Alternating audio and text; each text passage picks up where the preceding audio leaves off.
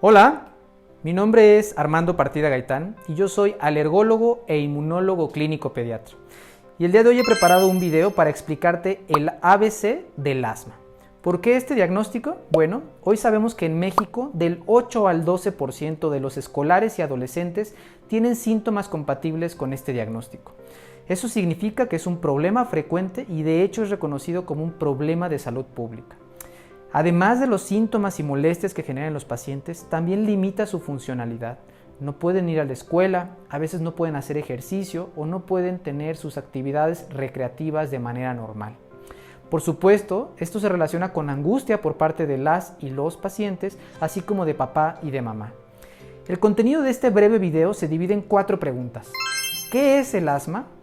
¿Cómo se presenta? ¿Cómo la diagnosticamos en el consultorio? Y por supuesto, algunas generalidades del tratamiento. Bien, pues quiero compartirte 3 características que son muy importantes en el asma. Se caracteriza por ser una enfermedad crónica, inflamatoria y que afecta predominantemente los bronquios. Sin embargo, esto probablemente ya lo hayas escuchado y no sepas qué quiere decir. Pues quiero justamente compartirte con más detalle y en palabras sencillas qué es esto del asma. Aquí pueden ver una imagen que es de 2 pulmones, que son los órganos que tenemos típicamente en el interior de nuestro tórax y que nos sirven para respirar. Eso quiere decir, lo utilizamos para transportar aire hacia el interior de nuestro cuerpo y oxigenar nuestra sangre. Normalmente lo hacemos a través de ese sistema de tuberías que conocemos como bronquios y que aquí pueden ver un bronquio de calibre y de características normales. Tiene al interior, digamos, un tubo hueco que permite meter y sacar aire de una manera sencilla. Y aquí podemos ver el bronquio de un paciente con asma. Pueden ver que son completamente diferentes porque la luz o digamos el calibre de esta tubería está considerablemente disminuido. Ustedes por supuesto entenderán que respirar aquí y respirar acá no es lo mismo. Típicamente en este video vamos a ver algo más a detalle de cómo es que el asma traduce en síntomas. ¿Okay? Este es un video que está disponible en YouTube, hecho por un colega y que está aquí la referencia por si ustedes quieren entrar a verlo completamente.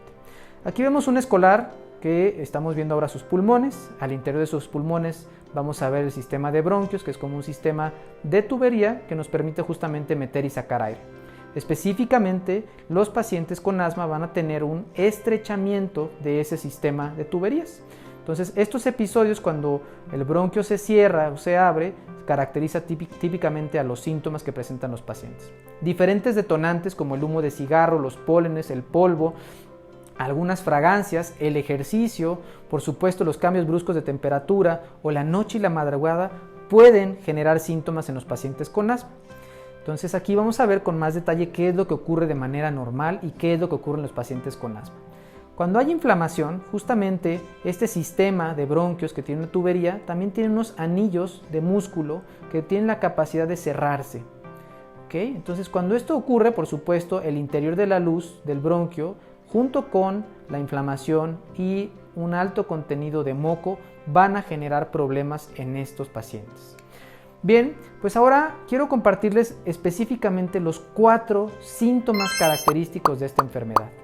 Los pacientes con asma tienen tos, tienen dificultad para respirar, tienen una sensación de pecho apretado u presión en el pecho y sibilancias. Estas últimas es probable que papá y mamá no sepamos qué son, pero esta típicamente en el consultorio podemos identificarlas. Es un sonido agudo que justamente se da por el estrechamiento de la luz de los bronquios. Si ustedes intentan silbar con la boca abierta, no van a poder hacerlo. Para que ustedes puedan silbar, típicamente van a tener que apretar los labios para poder emitir un sonido al pasar aire por ahí. Justamente eso es lo que ocurre simplemente en el árbol bronquial y por eso es que se dan a cabo estos ruidos característicos que identificamos en el consultorio. Ahora, estos síntomas típicamente se van a presentar en episodios recurrentes y algunos factores que están aquí descritos van a ser útiles para identificar qué paciente puede tener asma. Típicamente, la noche o la madrugada puede ser un momento en el que incrementan la cantidad, la frecuencia y la intensidad de estos 4 síntomas.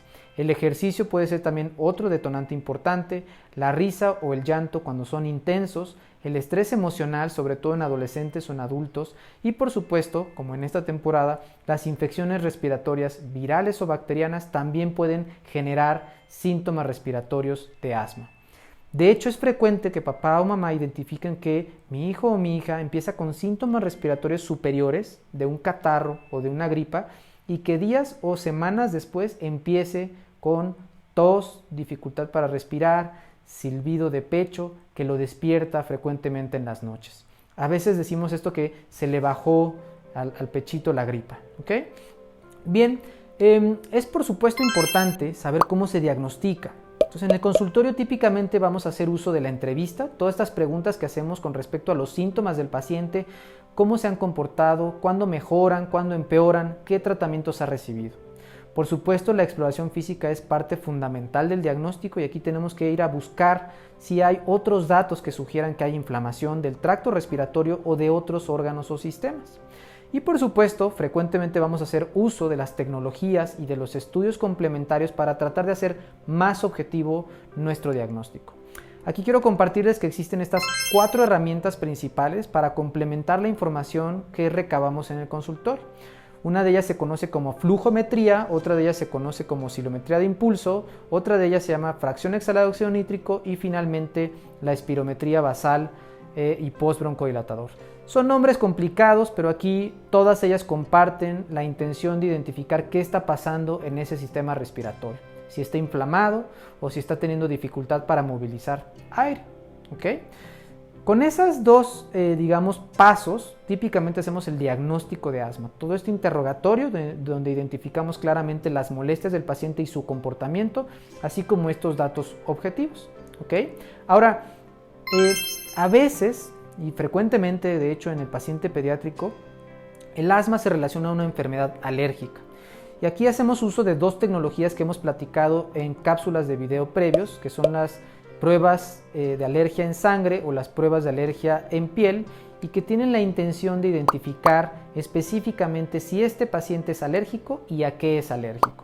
Cuando hablamos de pacientes con asma, estamos buscando típicamente un aeroalérgeno, una partícula suspendida en el aire que es responsable o es muy importante para la presencia o para el incremento de síntomas en el paciente.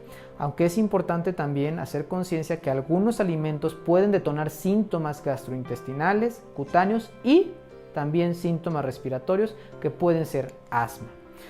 Bien, una vez que se concrete el diagnóstico, pues tenemos algunas oportunidades de tratamiento. Y primero quiero hacer énfasis en, lo ideal. El tratamiento del asma se enfoca en educar al paciente, a papá, a mamá y a este equipo de salud. Y eso típicamente empieza en la consulta con un diálogo para tratar de explicar o identificar cuáles son los factores importantes de este paciente, qué lo hace sentir mal, cuáles son los exacerbantes o detonantes de sus síntomas. Y por supuesto, ahí vamos a entablar una conversación para establecer cuidados y recomendaciones particulares e individualizadas para cada paciente.